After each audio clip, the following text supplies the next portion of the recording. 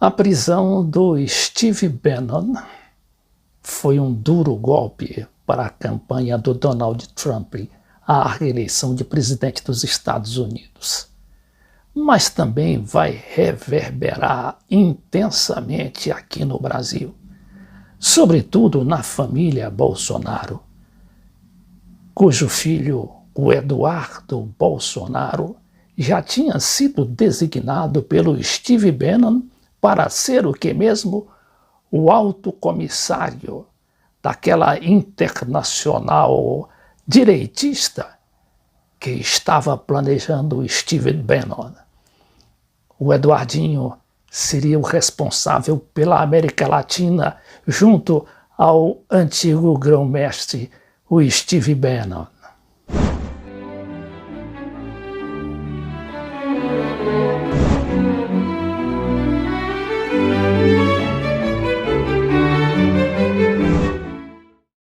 Eu peço paciência aos amigos internautas, porque este é um espaço dedicado à análise dos fatos. Não esperem que aqui venha fatos sensacionais, que venha o sensacionalismo, que aí você pode encontrar muito fácil na grande mídia. Aqui a gente vê a análise, o exame acurado da notícia e a partir do que ela representa, tanto do ponto de vista internacional, como é o caso do Steve Bannon, como aqui do nosso plano nacional. Então, quem era esse Steve Bannon? Como ficou comprovado, era um fraudador primário. É aquele sujeito que vendia terreno na Lua. Como ficou comprovada esta sua operação, ludibriando milhares de americanos de boa-fé, patriotas, que acreditavam naqueles valores que ele dizia professar, não é? Principalmente aqueles valores direitistas da família, da sociedade e da propriedade. E aí o Steve Bannon engambelou todo mundo, faturou aí milhões de dólares para construir um muro prometido pelo Donald Trump, separando o México dos Estados Unidos. A gente se pergunta, será que os americanos são tão bobos assim que caem nessa conversa de gente que vende terrenos na Lua? Está aí uma prova mais do que acabada, né, dessas operações do Steve Bannon. Como é um homem que tem muito dinheiro, ele chegou a ser preso, mas 8 ou 10 horas depois já estava solto porque pagou nada menos de 5 milhões de dólares na sua liberação. Mas vai ficar proibido de deixar o país e terá de se reportar à autoridade sempre que viajar pelos Estados Unidos. A gente precisa ver também como é que aparecem esses tipos de Steve Bannon, Bolsonaros. Se examinar lá atrás como é que foi programada e depois efetivada aquela operação Lava Jato no Brasil, que começou no ano de 2009, justamente pelo juiz Sérgio Moro, a gente vai verificar e analisar, avaliar exatamente o peso dessas pessoas e como é que elas se introduziram na cena brasileira. Tudo vindo de Washington, tudo vindo da interferência americana nos nossos assuntos internos, justamente para se apropriarem das nossas riquezas, das nossas empresas e, sobretudo, das grandes estatais brasileiras, para não falar do pré-sal. Eu fui buscar aqui nesse jornalista, Luiz Nassif, editor do jornal GGN, que é um canal e um blog na internet, que está examinando essa questão quase que cientificamente, para e passo, desde muito antes de 2009, quando começou a surgir no horizonte nacional a figura do juiz Sérgio Moro, o futuro herói, vírgula, entre aspas, do Brasil que dominou o noticiário e ainda tem um respaldo decisivo da mídia nacional, sobretudo da Globo. Nós começamos lá atrás a levantar um conjunto de informações relevantes sobre a interferência americana, a geopolítica americana lá atrás. Até depois que já estava maduro o caso, você tinha, que eu brinco, né, os idiotas da objetividade, dizendo o seguinte, a teoria da conspiração. É que nem história da carochinha, colocar a CIA, colocar a DHS. Nós trouxemos isso aí lá atrás. Desde lá de trás, quando aquela viagem do Janot, nós começamos a martelar permanentemente. Ele fala aqui da viagem do Janot. O Janot era o Rodrigo Janot, que precedeu a Raquel Dodge na Procuradoria-Geral da República. Hoje a Procuradoria-Geral da República tem como chefe o Augusto Aras, homem indicado pelo Bolsonaro. E ele diz que essas viagens dos procuradores, principalmente do procurador-geral na época, que era o Janot, isso levantava muitas suspeitas. E o jornalista aqui, Luiz Nassif, estava lá na cola dele. A gente começamos a descrever como foi o processo de uso das leis anticorrupção dos Estados Unidos para poder entrar em outros países, como que os Estados Unidos levantaram as parcerias aqui com a Lava Jato, levantamos aí o famoso seminário de 2009, a notícia estava, encaixamos o seminário de 2009, bancado pelo Departamento de Justiça, como o início, digamos, da operação piloto que levou a Lava Jato. Tudo. Esse seminário de 2009 a gente já abordou aqui em alguns vídeos anteriores, mostrando como surgiu o Sérgio Moro. O Sérgio Moro era um juiz lá de Curitiba, mas muito antenado aí internacionalmente. Dizem que até teleguiado pelo FBI e pelo próprio Departamento de Justiça dos Estados Unidos.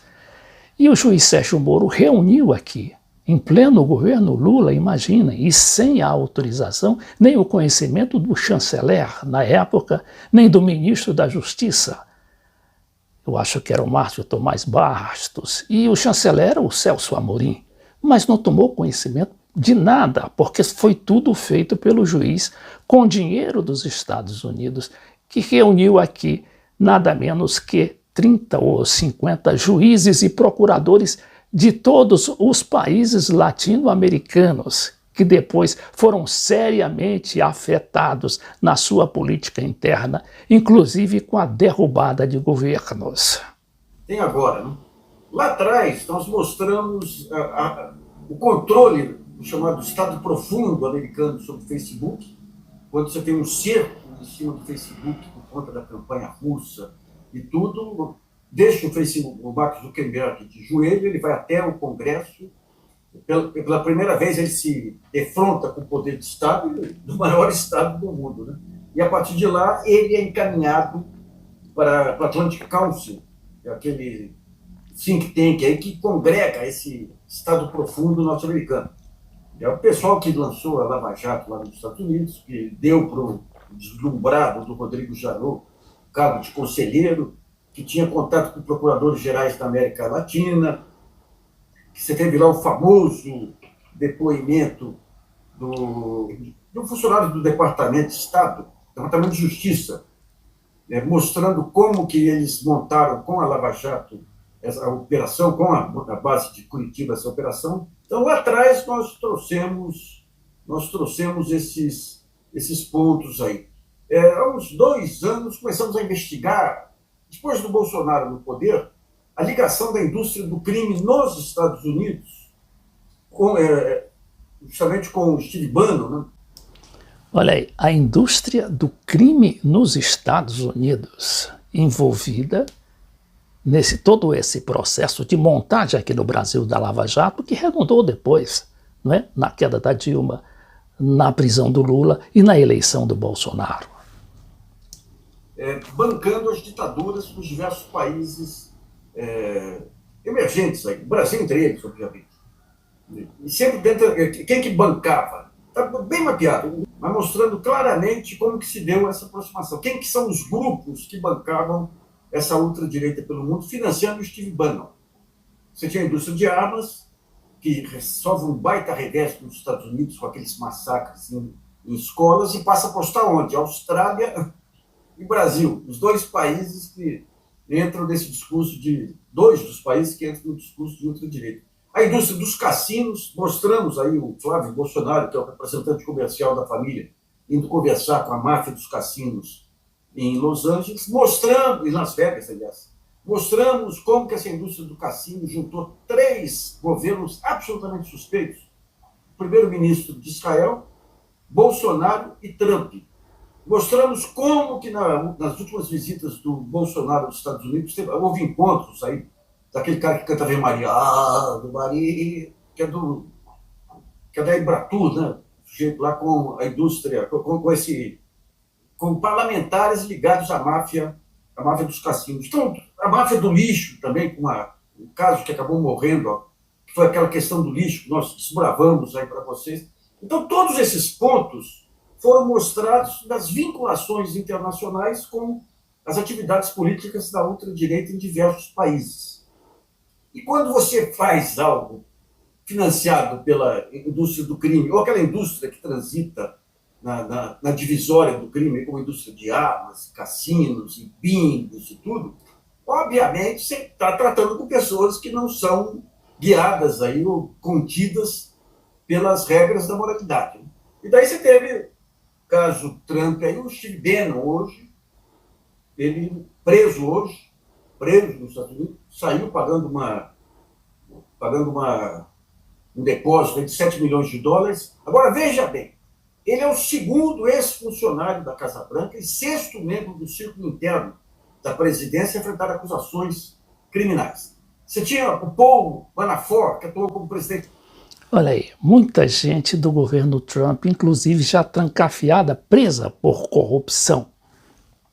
Da campanha de Trump, está cumprindo mais de 7 anos de prisão por várias acusações de fraude. Esse Manafort, ele tinha um advogado, que é o Richard Gates. Esse advogado fez uma delação premiada com o Robert Mueller, que é o promotor do caso, daí para falar sobre a intromissão russa nas eleições de 2016. Esse Gates foi condenado a 45 dias de prisão e 3 anos de liberdade condicional por fraudes desse esquema desse deputado Manafort. Roger Stone, antigo operador republicano, ex-conselheiro da campanha de Trump, condenado sob a acusação de mentir para o Congresso e adulteração de testemunhas que serviram para servir de elo entre a campanha de 2016 e o Wikileaks. O Trump comutou sua sentença no mês passado. O presidente tem o poder aí de dar o indulto.